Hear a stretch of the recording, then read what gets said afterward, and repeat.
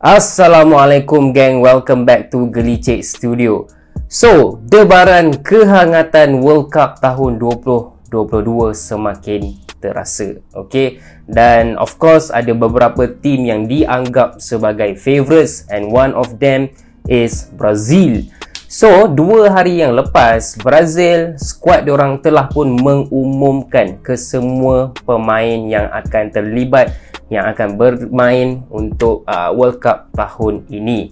Of course lah, ada player yang kita memang expect akan ada, dan ada player juga yang kita agak hairan kenapa tidak dipanggil. And 2 hari lepas, kalau korang tengok dekat social media, terutamanya Twitter, ada player-player yang post lah reaction diorang, betapa happynya diorang, betapa emotionalnya diorang bila diorang dapat tahu yang diorang dapat call up to the World Cup. And setakat ni tak nampak video reaction yang sedih, tak dapat ke apa, mungkin sebab malu kot, mungkin dia rakam tapi saya tengok dia tak dapat, so dia tak post lah video tu kan. Okay, tapi tak apa. So kali ini aku akan borak pasal tim Brazil ni. Okay, dengan skuad yang diorang ada ni, apa kekuatan diorang, apa kelemahan diorang, siapa main dekat sini, siapa main dekat atas, dan apa ekspektasi aku untuk Brazil pada World Cup tahun ini. Sebab Brazil ni adalah satu tim yang World Cup tu sangat sinonim dengan diorang, dan diorang dah 20 tahun tak menang. Adakah diorang dapat menang tahun ini? Jom kita bincangkan. Okey, kita bermula dengan bahagian keeper. Kita ada Alisson daripada Liverpool, Ederson daripada Man City, dan juga Weverton kalau tak silap aku. Yang sejujurnya Weverton ni memang aku tak kenal pun lah. Okey, so aku akan bincang pasal dua orang ni saja. Keeper Liverpool dengan keeper City ni memang dua-dua sangat-sangat like everyone knows them kan. Okey, tapi my first choice is always be Alisson. Walaupun Man City lebih banyak clean sheet, walaupun Liverpool lebih barai tahun ini, tapi bagi aku Alisson adalah keeper yang lebih cekap daripada Ederson. In term of passing pun maybe orang akan cakap yang Ederson boleh buat satu passing gila macam assist yang dia dah pernah buat sebelum ni. Tapi Ederson pun tidak kurang hebatnya in term of passing. Tapi kalau cakap pasal stop ball ability, kecekapan, memang aku lebih pilih Alisson lah. Ini mungkin unpopular opinion and a bit controversial, tapi kalau Man City tak menang lagi UCL, aku rasa one of the reason is dia goalkeeper. Okay, so enough pasal goalkeeper. Memang aku pilih Alisson daripada Liverpool untuk menjadi first choice goalkeeper. Okay, untuk centre back Brazil ada 4 player yang boleh bermain di position ini. First kita ada Thiago Silva, and then kita ada Marquinhos, and then kita ada Eder Militao, dan last kali kita ada Bremer. Okay, so kalau cakap pasal 2 centre back pairing yang selalu Brazil gunakan dan aku percaya akan digunakan untuk World Cup kali ini is Thiago Silva dan juga Marquinhos. Thiago Silva walaupun dah tua, kuda tua, walaupun Chelsea tu barai kadang-kadang, tapi Thiago Silva adalah satu player yang masih lagi elite, age like wine. And apa yang kau nak cakap lagi pasal Thiago Silva dengan Brazil? Memang Brazil perlukan dia untuk World Cup tahun ini. Cakap pasal centre back yang tidak dipilih untuk ke World Cup tahun ini, of course yang paling orang tertanya adalah Gabriel Magalhaes daripada Arsenal. Sebab apa? Sebab Arsenal kan perform tahun ini nombor 1, tapi kenapa dia tak dipanggil? Pada pendapat aku, walaupun Arsenal perform, walaupun defense Arsenal sangat baik, tapi tonggak utama untuk centre back pairing bagi Arsenal, the best defender is Saliba lah, bukan Magalhaes. Even Magalhaes pun ada buat mistake beberapa kali sepanjang season ni. So bagi aku agak harsh untuk Magalhaes. Mungkin patut dia dipilih compare to Bremer. Tapi kalau nak compare dengan 3 orang ni, Silva, Marquinhos dengan Militao, memang 3-3 ni lagi dipilih lah daripada Gabriel Magalhaes. Now kita pergi kepada position right back. Kita ada Danilo daripada Juventus dan juga Dani Alves. So memang untuk position right back ni bagi aku tak berapa nak strong sangat lah. Dani Alves pun dah tua, Danilo pun tak adalah perform mana. Untuk position left back kita ada kedua-dua Alex, iaitu Alex Sandro daripada Juventus dan juga Alex Telles yang dahulunya bermain untuk Manchester United tapi kini bermain untuk Sevilla. Okay, so itu sahaja untuk barisan pertahanan. Before aku nak pergi ke bahagian midfield, based on penerangan aku tadi, aku rasa korang boleh tangkap kot yang Brazil ni dari segi pertahanan sebenarnya agak kekurangan player.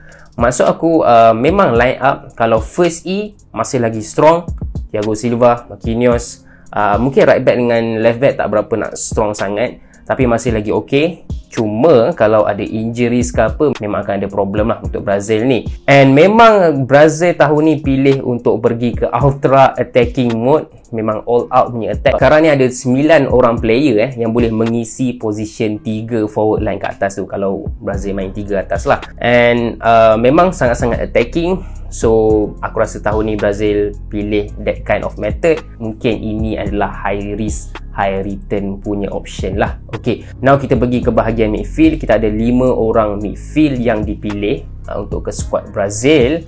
First, kita ada Casemiro dan juga Fred daripada Manchester United. Yang ketiga, kita ada Bruno Guimaraes, kita ada Fabinho, dan last kali kita ada Ribeiro yang bermain dekat Brazil punya league kalau tak silap aku. Cakap pasal midfield Brazil ni, walaupun MU fans tak berapa minat kalau Fred yang ada dekat starting E, tapi untuk Brazil, Fred selalunya berada dalam starting 11 diorang.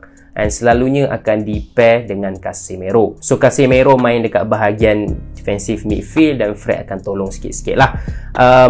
Kalau Casemiro tak ada pun, Fabinho is still a good player. Manakala Bruno Guimaraes dan Ribeiro akan memilih position untuk central attacking midfield. Okay, enough pasal midfield. Kita terus pergi kepada 9 orang ya. 9 orang penyerang yang akan diguna pakai oleh Brazil. Okey, ini aku sebut apa yang aku ingat je lah. Kita ada Anthony daripada Manchester United, kita ada Gabriel Jesus, and then kita ada Rafinha daripada Barcelona, and then Richarlison, and then of course Gabriel Martinelli dan juga Pedro. So memang dekat bahagian forward line ni memang banyak juga nama-nama besar dan tengah on form sekarang ni, macam Gabriel Martinelli, macam Neymar, Vinicius Junior, Rodrigo. Tapi ada juga nama-nama yang orang macam muskil sikit kenapa dipanggil. Contohnya Richarlison dan juga Rafinha. Sebab apa? Sebab penyerang Liverpool, which is Roberto Firmino, tidak dipanggil kali ni. And then dia pun ada post kat Insta lah, yang of course dia sedih tapi dia bersyukur lah dengan apa yang dia dah dapat kan. So memang agak pelik sebab walaupun Liverpool barai tahun ni, tapi Firmino masih lagi perform, masih lagi on form, masih lagi score goal. Kenapa dia dipilih compare to Richarlison, compare iaitu Rafinha yang tidak menyumbang sangat untuk Barcelona tahun ni? Bagi aku mungkin cara playing Brazil kali ni kot. Sebab apa? Firmino kita tahu dia terkenal sebagai seorang yang very deep. Okay, dia adalah deep playing number 9 ataupun deep playing false 9 lah untuk Liverpool kan. Dia bukan jenis yang tunggu dekat atas ke apa ke kan. So mungkin Brazil tidak memerlukan player macam tu. Kali ini dia lebih memilih player-player lain lah. Okay, so agak harsh untuk Firmino, tapi nak buat macam mana kan. Cakap pasal bahagian serangan ni, kalau tengok dekat previous formation ataupun line up Brazil lawan dengan opponent diorang sebelum ni, sebenarnya dia tak ada satu formation yang tetap tau. Kadang-kadang main 3 depan, kadang-kadang Neymar dekat bahagian forward, kadang-kadang Neymar main number 10, kadang-kadang kiri, kadang kanan. So Neymar bagi aku adalah satu player yang Brazil bagi dia freedom untuk bergerak ke mana-mana lah. And very very interesting. Dan Neymar pun buat reaction juga pasal dia dapat call up tu. Tapi macam kau Neymar kot, memang kau akan dipanggil lah, tak payah buat reaction sangat lah kan. So yes, player yang orang akan look forward tu untuk Brazil, of course Neymar pun tengah perform sekarang dengan PSG. And aku agak interested jugalah nak tengok daripada ramai-ramai nama ni, siapa 3 orang at least 3 orang yang terpilih untuk leading the forward line. Okay, now habis settle semua, aku just nak bagi aku punya konklusi lah pasal tim Brazil ni. Boleh ke menang World Cup kan? Kalau korang tengok, memang aku dah cakap tadi, Brazil sekarang ni dia pilih ultra attacking punya style. Tapi defending dia pun kalau tengok first E sebenarnya power je. Lagi-lagi center back tu memang center back yang padu-padu. Right back dengan left back je yang kurang sikit. Cuma masalah dia nanti kalau ada yang injured di bahagian barisan pertahanan, lagi-lagi antara 2 center back tu, it's gonna be a huge problem for Brazil. Okay, sebab Silva pun tua kan. Boleh ke Silva main every single game? So Kalau ada yang injured, macam kita tengok sendiri dekat World Cup tahun 2014, bila Thiago Silva injured, time tu lah Brazil kena 7-1 dengan Germany. So kalau one of these centre back ada yang injured, dia akan menjadi satu problem yang sangat besar lah untuk Brazil. Untuk midfield bagi aku sangat-sangat solid.